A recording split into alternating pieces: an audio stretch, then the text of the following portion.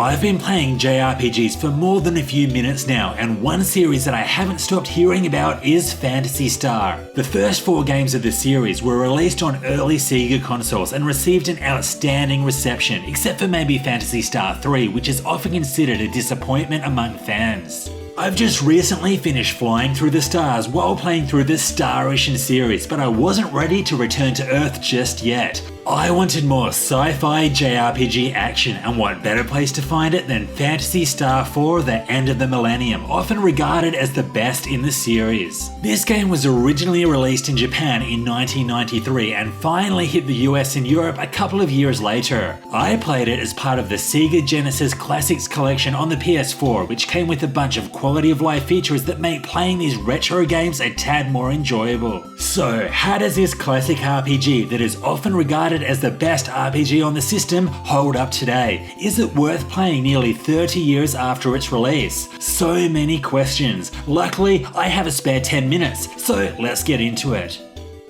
While Phantasy Star IV's story is considered to be standalone, it does tie together some of the hanging plot threads from the first 2 titles. The game is set 1,000 years after Phantasy Star II. You play the role of Shaz, a young hunter who teams up with fellow hunter Elise to solve some local problems. This soon leads to hunting down an evil cult leader, which then escalates into a much larger issue spanning over multiple planets. The story is pretty solid, and the characters that join you are all unique and likeable, and this creates some very entertaining party interactions. The relationship between Shaz and Rune, for instance, put a smile on my face more times than I could count. Something that I loved was the comic book style presentation that's used to deliver the key scenes. These are the equivalent to what cutscenes or FMV sequences would be in later console generations. I thought that these looked great and presented the important plot events far more effectively than simply using static sprites with text boxes. Most of the time, you'll be working through the story or leveling up your party for the next boss, but you may want to spend a few hours working through the side quests in the Hunters Guild.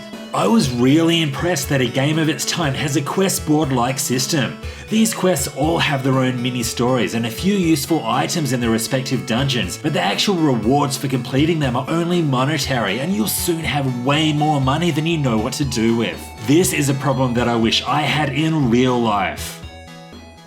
After working your way through the majority of the first world, you'll soon gain the ability to traverse several other planets and off-world locations, and I am a sucker for this in RPGs. Basic world traversal is exactly what you would expect in its main world map, with loads of cities and dungeons scattered throughout. Thankfully, there are fast travel options available very early in the game, and this is absolutely necessary since there's a fair bit of backtracking. But unfortunately, there is no minimap, making it very difficult to work out where you are in relation to everything else. I highly suggest using Google and finding a whole world map image if you're playing this game for the first time. Now, something that wasn't pulled off very well at all was the use of vehicles. Throughout the game, you'll obtain several different vehicles that are required to proceed through previously blocked off areas on the map. These vehicles do make traversal slightly faster, however, you can still get in fights while driving around. This combat is completely pointless. Your options are overly simplified, you can't customize them in any way, and the EXP you receive from these battles are far lower than fighting on foot. I'm guessing that this mechanic was just added as a novelty, just because they could.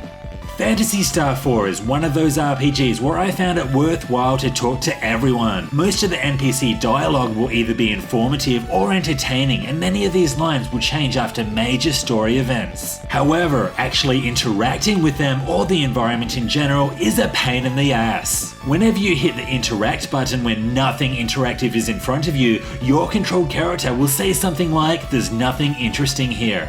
This happens a lot, such as when NPCs move out of your way or when your character automatically moves to the side after pressing the directional button with something in your way. This was some really poor game design. Also, a special shout out to your party of Mr. and Mrs. Morals. It is fine to enter someone's house unannounced and open the treasure chests, but it is not okay to open the cabinets or cupboard doors.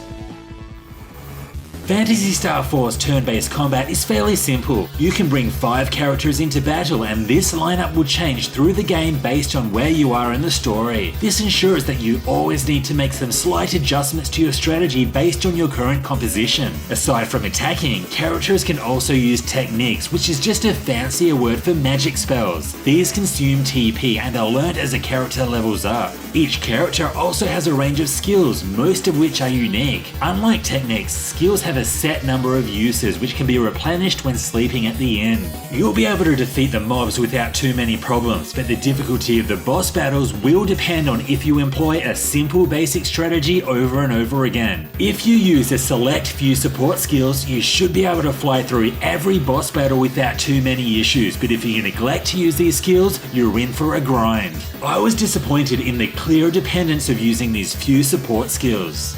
Phantasy Star IV's unique feature is the introduction of macros, which basically let you pre-program character actions prior to battle. There's a couple of major benefits here, the main being that it helps you get through battles a lot faster. Rather than navigating the same menus to select the same spells and attacks for every single turn, you can simply choose a pre-programmed macro. I had one macro set up for regular attacks, another for an AoE focus, and another to target a single enemy with my strongest skills and techniques. Having these customization options at my fingertips felt great. Getting through these battles fast was a necessity too, since the random encounter rate here was absolutely ridiculous, often only allowing a couple of steps of progression. But getting through battles fast isn't the only use of macros. They are also very helpful in unleashing combination attacks. Combo attacks require 2 characters to use specific techniques or skills right after one another. Normally, these are very hard to pull off due to your enemies and allies attacking between your desired attackers. Using macros, however, will allow you to set the order of attacks, allowing you to more reliably unleash these powerful combo moves. But using combo attacks is far from necessary, and I'm willing to bet that the majority of players going in blind without a guide would get through the game without seeing one at all.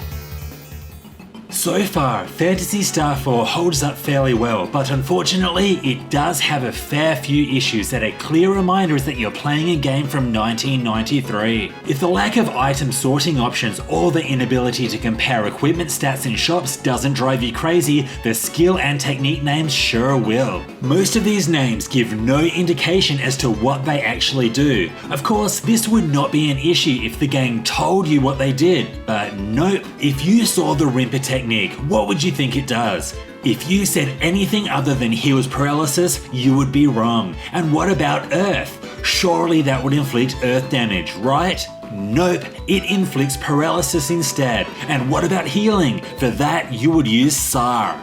Look, I don't say this too often, but you're going to want to use a guide here. I went old school and printed out a hard copy, on paper, with a printer. If that doesn't take you back, I don't know what will. To add fuel to the fire, many techniques and skills are completely useless, like all of the debuffing ones which hardly ever worked for me. There's also way too many instant kill moves, which again have some wacky names. Bros, Vol, Servol, Explode, Eliminate. Okay, that one makes sense. DM, Negatus, Spark, Crash, Death. Okay, that one makes sense too. Holy Word. That is 11 skills and techniques that instantly defeat the enemy. Sometimes. After finally playing through Phantasy Star IV, the end of the Millennium, nearly 30 years after it was released, it is easy to see why it was such a hit and why even many people today consider it among their favourite RPGs of all time. I got a lot of enjoyment out of it, but as a first-time player, I do not share the same nostalgia as many others, so I'm probably a lot less forgiving about the game's flaws. Phantasy Star IV is a great blend of fantasy and sci-fi, and like I said, I am a sucker for this type of setting, and I felt Phantasy Star IV pulled it off very well. But it was the solid story and characters that was the clear highlight for me. It ties up some threads from the previous titles while presenting an engaging, self-contained story with a lovable cast. I've also got to mention the macro system. This makes battles a lot faster and also presents a new level of strategy when it comes to unleashing combo attacks. Not everything about Phantasy Star IV holds up so well though. The random encounters can be agonizing, and the spell names and lack of descriptions make using a guide an absolute necessity. The lack of many quality of life features such as an item sort and lack of minimap is also a constant reminder that this is a game from the 90s. Well, it may have taken me a while, but I finally got my first taste of the Phantasy Star series. It's always good to go back to older RPGs in the modern day to see what all the fuss was about. What is your story with the Phantasy Star series? Have you played any of them yet? Are they in your backlog? Let me know in the comments below. This was Hellfire RPGs, thanks for watching. If you liked this video, hit like and sub for more RPG content coming soon. See you next time.